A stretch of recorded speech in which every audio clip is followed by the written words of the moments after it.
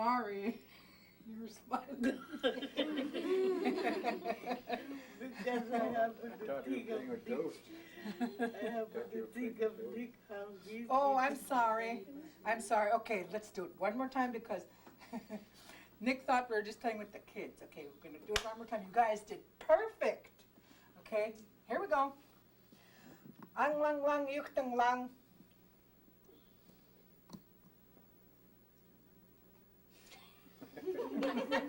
I didn't have to say anything. Okay, let's see how good she is. Okay?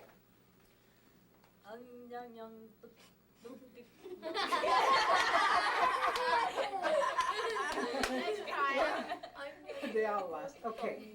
I guess the purpose today was to tell stories. Yeah. Okay. Spooky stories. Spooky. There has been a lot of requests for Can I spooky turn off the light, stories, please? if you know any. They survived up in the wilderness, and then they turned supernatural, and that I think that's a truth because we hear so much about that. A whole lot. You could hear it even in the mainland from Perryville. One time I read it in the paper. Everything they describe over there, I saw it myself because I experienced it myself here when my dad was alive, and we had this one other guy. His name was Pete Alavito. It was moonlight, and he came into the house. We heard a knock, but it's hard for me to describe how it was.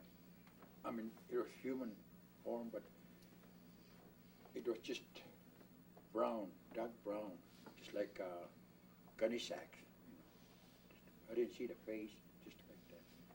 And then he come in, he put his hand out to shake, but Weejinger, they call him, Pete, he trying to shake it, and my dad slapped it because my dad knew there's something wrong.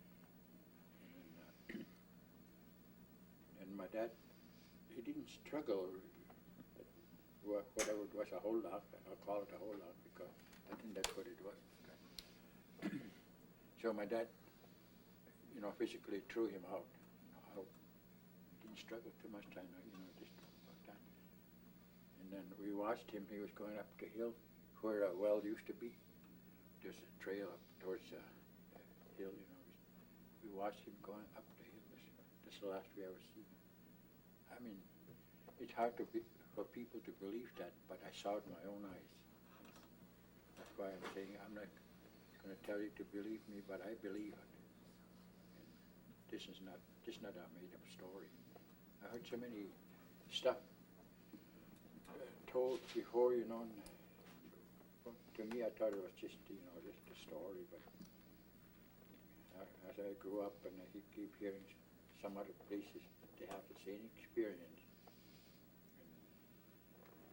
And my daughter, she worked in Alutiiq, and she saw two of them down there. And my daughter, and my wife was here. We stayed here 68. We stayed in Matrona's house down there. So we stayed there. And she was going to see Catherine down there, and she saw one too. So that's how they believe me, because they saw it too. But my two sons never did, but they never came around. And then, there was one guy he was a watchman down, night watchman, summertime. A white guy college kid from outside. And they have the clocks, they clock in, they have to go all around it. They have to be there to clock in. Otherwise, it will show that you weren't there, in case something happened. I used to go upstairs, where the wet loft used to be. He went up there, and he saw something. And twice it happened. Second time he quit and he went home. There used to be a lot of spooky things before. Didn't my dad really see one too? Oh yeah. They used to see a lot of stuff around here because my dad used to see little people. I'm pretty sure I heard a lot of people see them all over the state.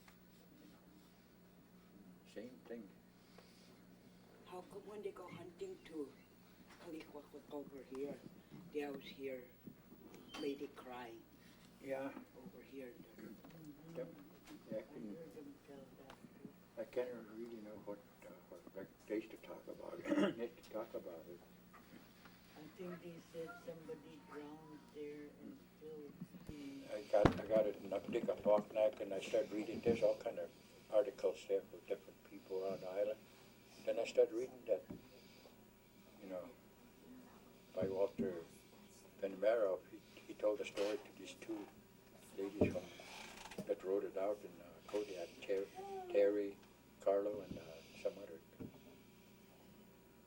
I started reading it. Holy smoke, that's the story I used to hear when I was small.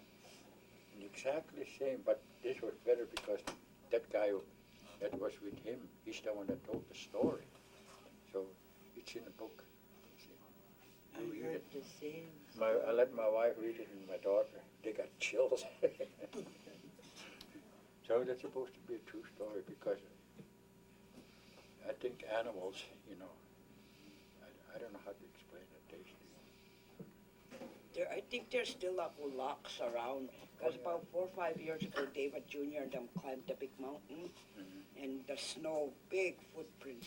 David Jr. came back just pale, but he went back with a camera, and they got the pictures of the footprints. Real big, look like a whole lot of footprints. He put his feet, and he used a size 9.5, 10 shoe. It was way bigger than his feet. So they must be still around him. Oh yeah, they are. Just like that same book he was telling about Walter and his brother used to trap boxes over in Dead Man Bay inside. And they encountered stuff like that. The snow. They used to keep their stuff out there, cold, like bacon and stuff.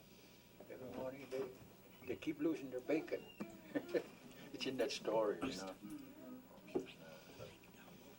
gone, and they blame each other. They took it, Then they saw some tracks, but they go so far and they disappear.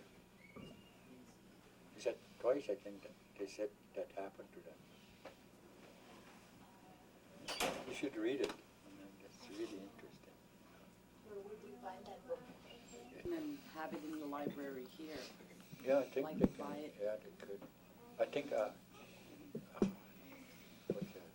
Frank's daughter, he was supposed to get me one, but that was your grandpa, that had that experience.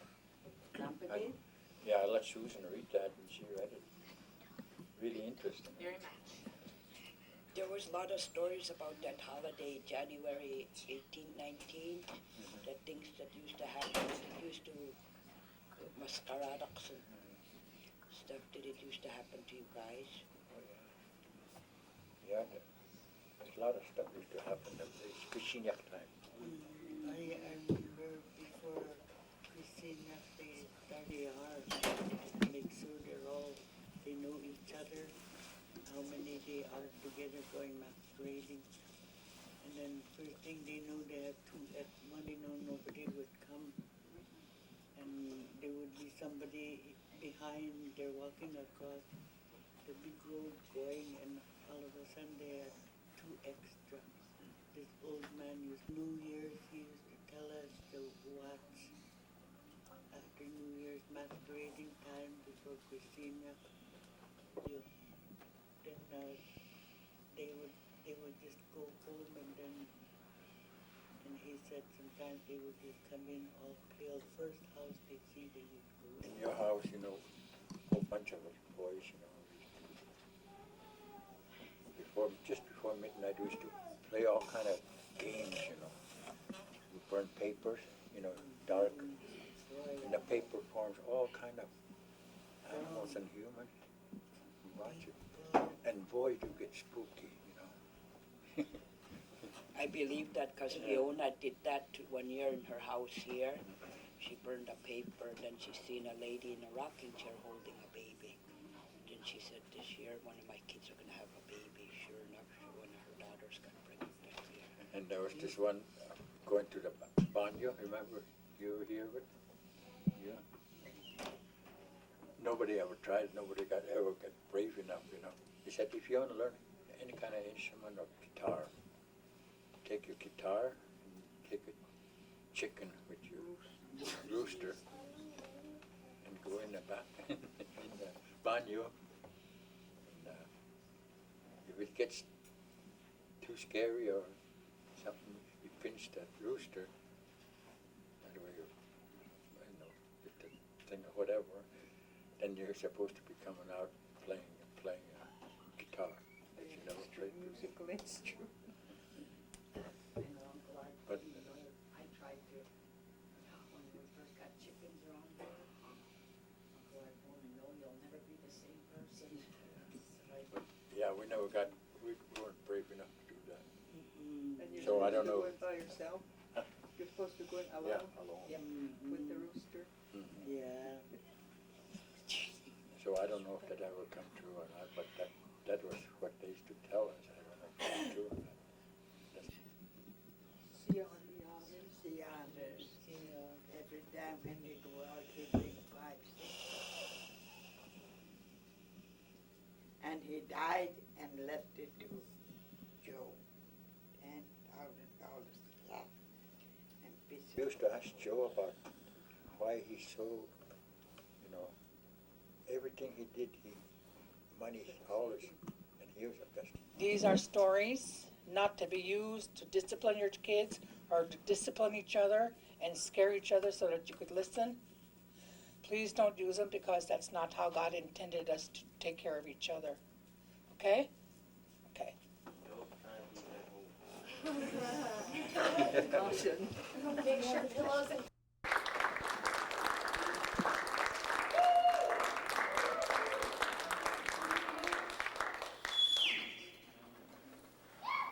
I can only say kuya lesena. Thank you.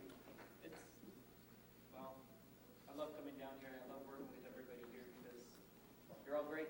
The last 3 years have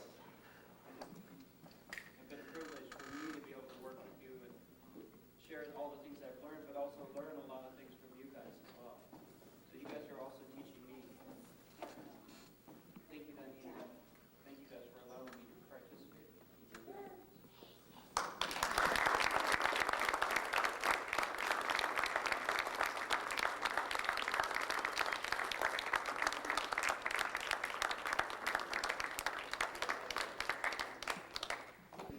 So we do some more, activities here. So let's all, have the cooks relax and the people clean.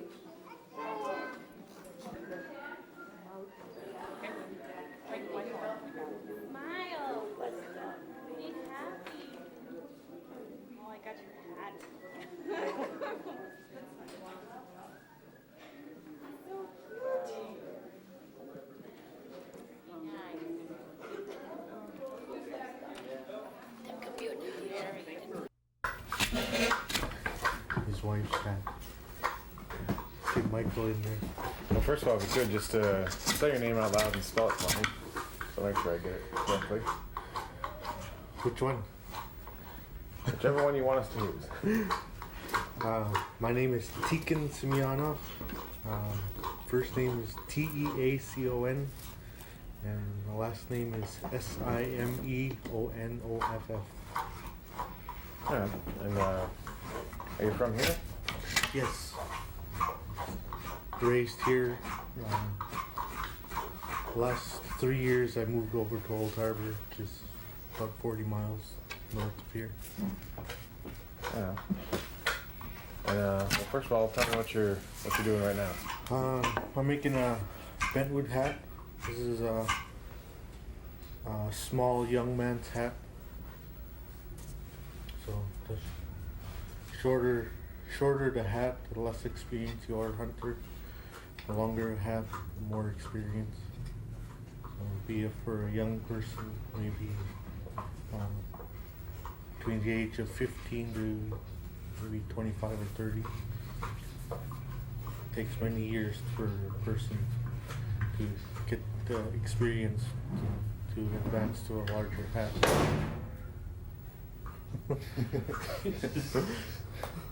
Well, that was dramatic. But well, take me through some of the steps that you go through making the hat. First off is this part right here. You gotta get that thin enough to come back around the head, and this part here you gotta get thin enough to bend like that. And it starts out flat, and you carve it thin enough. After you soak it in water, it'll bend pretty easily. The hardest part is bending this back here. This part right here you could bend with the grain pretty easy. Bending against the grain back here is pretty hard, difficult.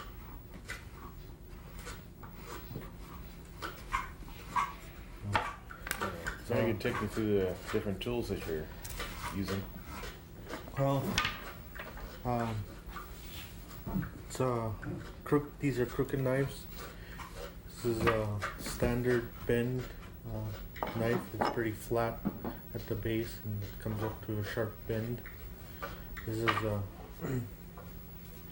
deep bend knife. It's not very flat at the base, but it comes up to a big bend.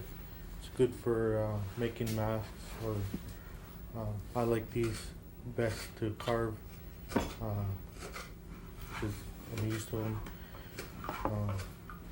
One of these you have to use it's like a plane. It's got a lot of cutting edge, and found it easier to use a really crooked knife because it has less of cutting edge and you can carve quicker.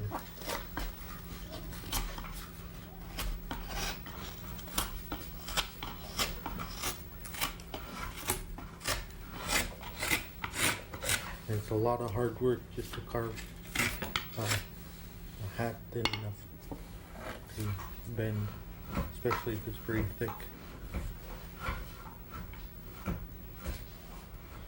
So basically when I first start out, is I look at the wood and find its natural bending side, and then carve the inside of that. When you carve the inside, it'll make it bend more easier. If you just leave the outside flat, and makes it want to bend naturally. Now, when you look for the natural bend, what kind of things are you looking for? If you look at it straight on like this, look at the edge, you can see the sides coming up just very slightly. And as you carve, make it thinner, it'll start to bend a little bit more and more. So, the process of making a smaller hat. Another type of hat is the two-piece visor. It comes in two pieces and you fit them together.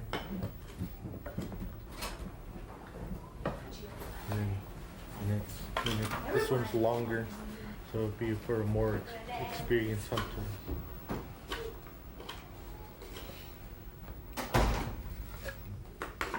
You can see how it's carved. Where you gotta piece the wood together, you want to keep it thick, and the outer edge, keep that thick for if you can wear it. You'll be looking around. If you bang it into something, it won't crack as easy as a very thin piece of wood.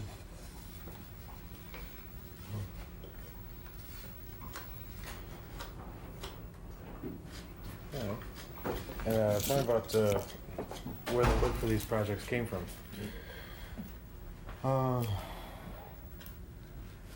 Where the wood for these projects? I order my wood out of Fairbanks. They have a mill in Fairbanks that knows what we're asking for. They're quite experienced in cutting wood out just for bending hats or boxes, so they know the thickness to send you. Poplar is kind of my favorite type of wood to bend. Well, if they wouldn't, they'd all have to find it. It's pretty easy to carve, pretty easy to bend. The pine is easier to carve but harder to bend, because grain is kind of weird on pine. Pine is a cheaper wood to buy, and poplar is a little bit more expensive. You have to ship it in from Washington. And traditional woods would be red cedar, yellow cedar, or spruce. And, they're all pretty easy to carve, but they're really hard to bend. They're really touchy. If you're not careful, it'll fold instead of bend.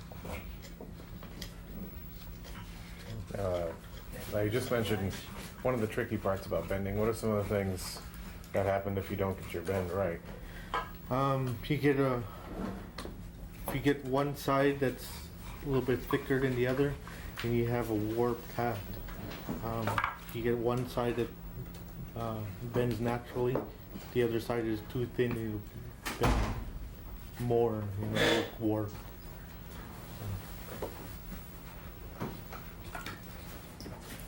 That was having the wood just break a danger when you're bending? Yeah.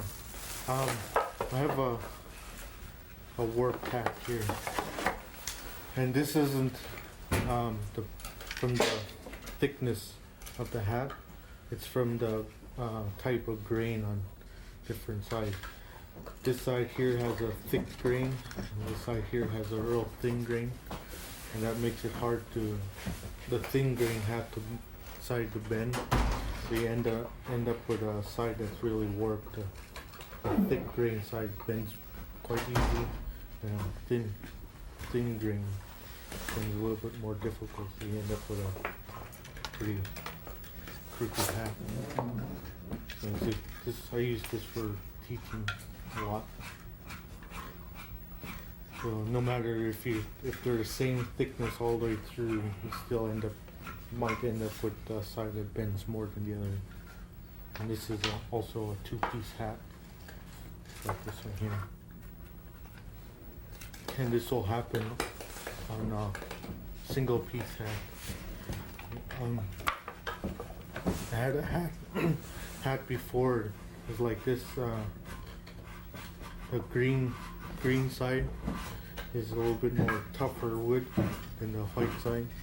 So white side might bend just a little bit more than the green side.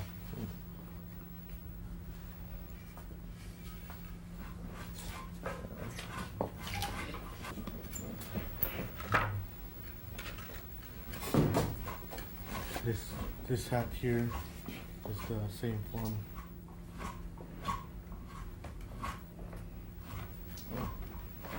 And I saw over the corner over there you've got some sitting in the water. Yes, I soak them usually overnight, about 12 hours, and then bend them next morning. And here's a two-piece here, and the same one here. I bent yesterday. Yeah, we did that in the morning. So this one is very nice bend. I was impressed with this hat here. Probably because of both sides are basically the same color and same grain thickness.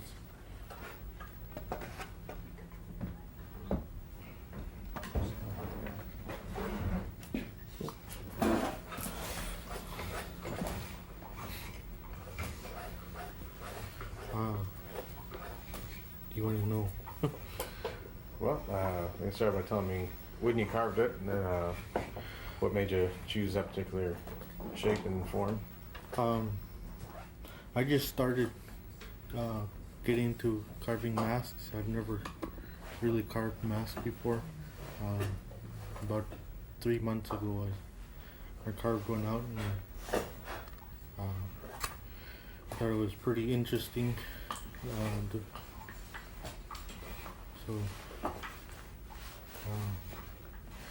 Carved the whistling mask because I like to whistle a lot.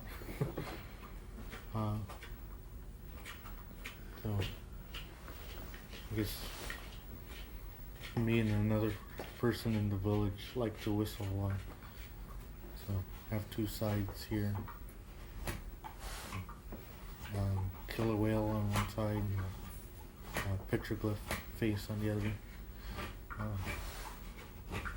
I drew smiling because I guess I'm known to be a practical joker.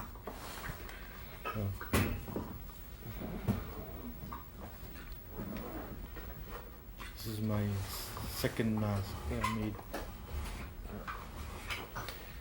What did you use to stain the wood? Unless it's stained, but you can still see the grain. I have acrylic paint here. You can't see the grain through it. And oil-based paint here. I just painted just a little bit on, and then took a paper towel or cloth and just rubbed it until got the consistency I wanted. And I like the grain of the wood, so I like to see as much as grain as I can, so I rub the paint pretty thin.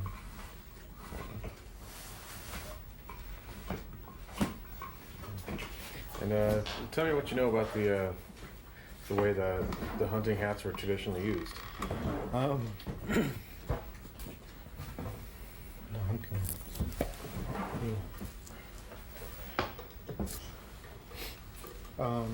Bendwood Hunting Hat. The more decorative the hunting hat, the more experienced you were as a hunter.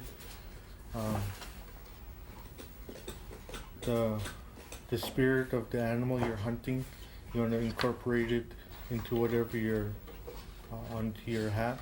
So normally on the top part of the hat right here, they carve a little figurine to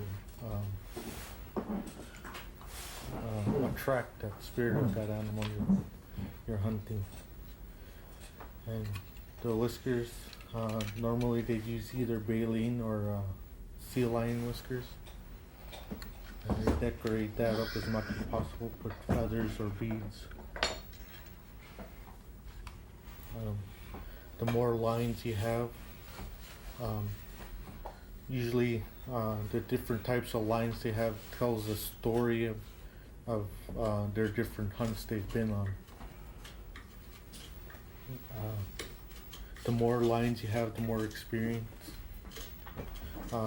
You see a space here that leaves more room to paint more lines as you get more experience.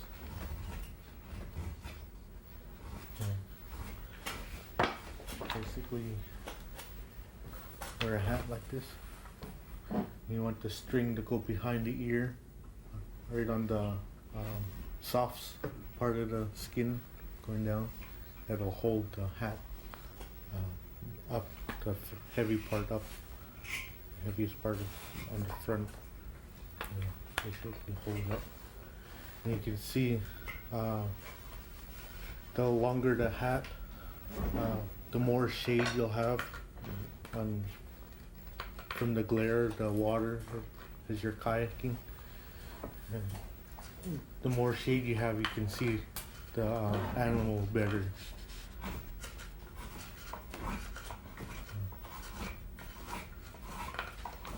And they are pretty clumsy if you don't know what you're doing. You're banging around a lot.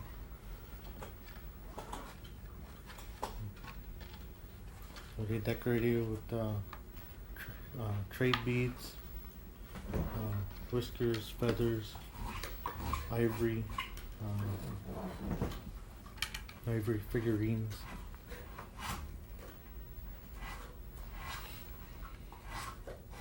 So, the more experience you get, the more elaborate the hat will get.